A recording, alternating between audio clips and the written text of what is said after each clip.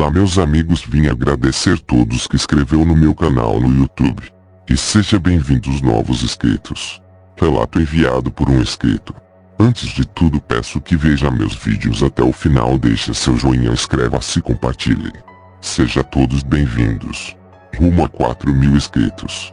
Primeiro relato. Assassino entre as túmulas.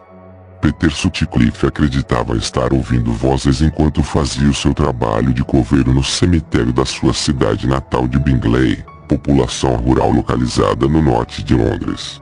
Um anoitecer de lua cheia, quando exercia seu trabalho funerário, o jovem ouviu a voz pela primeira vez. Ficou inquieto e deixou cair de súbito a pá com a qual vinha cavando um buraco para introduzir em solo sagrado o caixão que estava aos seus pés. Nervosamente, ele começou a procurar nas redondezas tentando identificar a origem do som. O ser que o chamava falava com ele em tom suave, gentil e persuasivo. Não lhe dava mandatos nem ameaças, só lhe fazia sugestões. Seguiu o eco para localizar de onde veio a voz e, para tal, caminhou até a vetusta tumba coberta de ervas daninhas de um polaco falecido há muitos anos. Contemplou por vários minutos o grande crucifixo gravado na lápide. Logo depois ele ouviu aquela voz que o invocou. Olhou para o seu ambiente, mas não estava ninguém. Sem dúvida o som surgia da tumba que estava diante de si.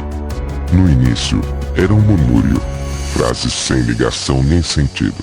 Mas depois a ressonância tornou-se mais nítida e ele chegou a compreender perfeitamente. Agora a voz lhe dava ordens.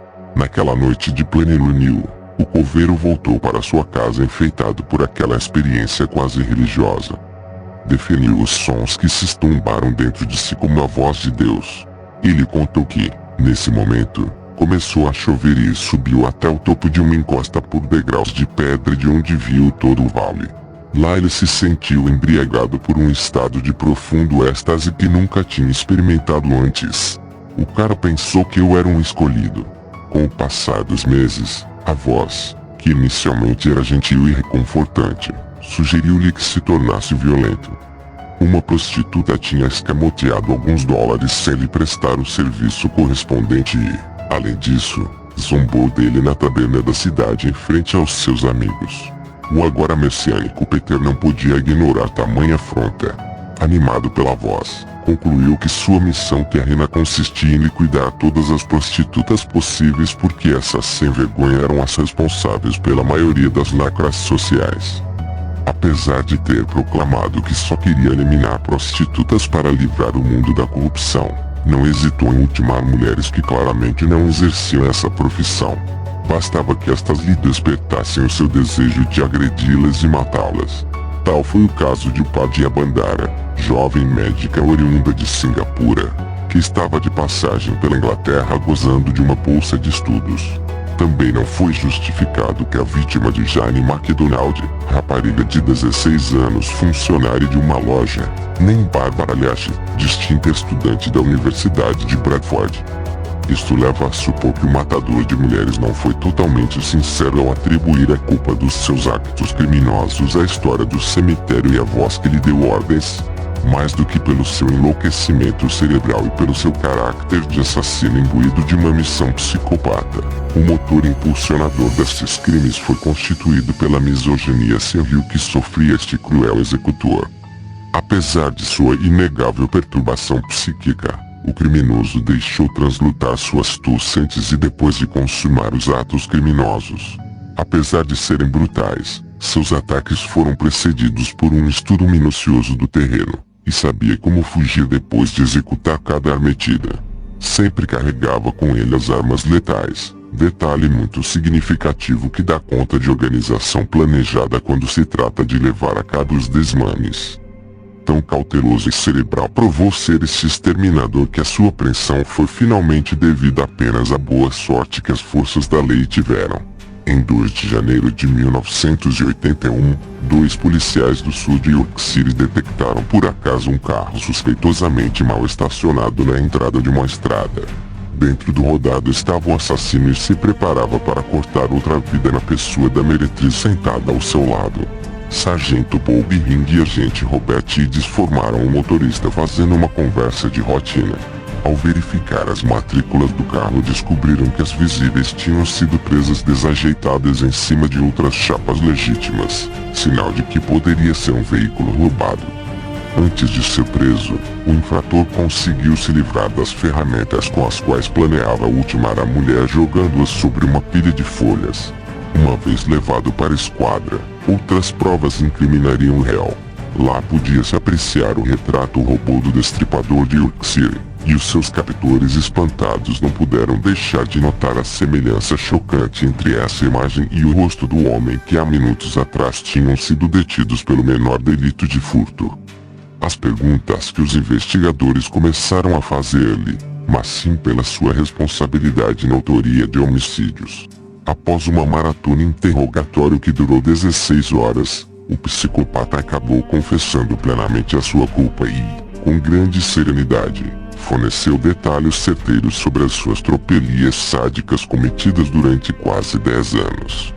Peter Sutcliffe rondando suas presas e no momento propício batia-lhes com um martelo até lhes partir o crânio. Quando possível, derrubava a mulher agredida, chutando-a tão ferozmente com as suas botas de couro pretas que as marcas das solas estavam estampadas na pele. Uma vez que tinha a vítima indefesa deitada no chão, o louco a cobrava, batendo-lhe na cabeça e, em seguida, inferia-lhe cortes profundos na barriga com uma faca ou através de uma chave de fendas aguda. Em certas ocasiões, ele roubou órgãos aos cadáveres, crueldade que lhe valeu a alcunha do destripador, ao qual se acrescentava o nome da cidade britânica de Yorkshire, teatro daqueles assassinatos desumanos. Segundo o relato, marcada por um demônio baseado em um capítulo sombrio da realidade. Depois de acabar com seu casamento, Sofia foi obrigada a alugar uma casa nos arredores da cidade, procurando um novo começo para ela e suas filhas. A casa não era majestosa, mas o que realmente chamava a atenção era o amplo quintal. Uma única porta da cozinha permitia-lhe aceder, enquanto uma janela da sala de jantar oferecia uma vista parcial. Carolina, a primogênita, mal tinha 4 anos. Todas as tardes, pontualmente às 5, implorava para brincar no pátio. Sofia deixava enquanto fazia as tarefas domésticas ou cuidando da sua outra filha. A pequena se divertia com suas bonecas ou um jogo de chá, sempre servindo seus pequenos companheiros. Tudo estava acontecendo normalmente até que um dia Sofia a observou da janela da sala de jantar, falando sozinha, olhando para uma das xícaras de chá. A mãe, no início, não lhe prestou atenção, até que este estranho comportamento se repetiu dia após dia. Intrigada, um dia Sofia entrou no pátio e Carolina, ao vê-la, caiu. "Com quem você está falando, amor?" perguntou Sofia, cheia de inquietação. "Ele não gosta de você aqui, mamãe." "Ele ficou furioso", respondeu a pequena com um tom vulgarmente sério. Um arrepio percorreu o corpo de Sofia enquanto perguntava com medo: "Quem?" "Minha fada." Sofia tentou se acalmar pensando que era uma simples invenção infantil para lidar com a separação. Mas os dias seguintes trouxeram uma mudança perturbadora no comportamento da Carolina. Fora do pátio, a garota se mostrava inquieta e irritada, só encontrando conforto quando estava lá, entre brincadeiras com sua fada imaginária. Uma tarde, enquanto lavava a louça na cozinha, ouviu o choro da filha mais nova. Ao chegar ao quarto, encontrou Carolina tapando-lhe a cara com uma almofada, tentando sufocá-la enquanto cantava uma melodia em uma língua desconhecida. "O que você está fazendo?" gritou Sofia, horrorizada, enquanto afastava a Carolina do berço. "A fada me disse que assim parará de chorar", respondeu a menina com uma tranquilidade assustadora. Sofia não podia acreditar no que estava vendo. Nunca esperava que a sua filha fizesse algo assim. Quando perguntou sobre a estranha música, a resposta da Carolina só aumentou a preocupação dela. Decidiu então ligar para uma amiga e contar tudo o que aconteceu. A resposta que recebeu não a confortou, mas a mergulhou em um medo mais profundo. "Aquela fada de que falas não é uma fada, é um demônio", avisou sua amiga, com voz sombria. "Os demônios se disfarçam de fadas ou duendes para não assustar as crianças. Não devias deixar a Carolina passar mais tempo com ela. Naquela tarde, quando chegou a hora de ir para o pátio, Sofia recusou-se totalmente. A reação da Carolina foi violenta, e a casa pareceu ressentir-se com sua frustração. Portas e janelas tremiam, móveis se moveram sozinhos, e a atmosfera se carregou de uma presença opressiva.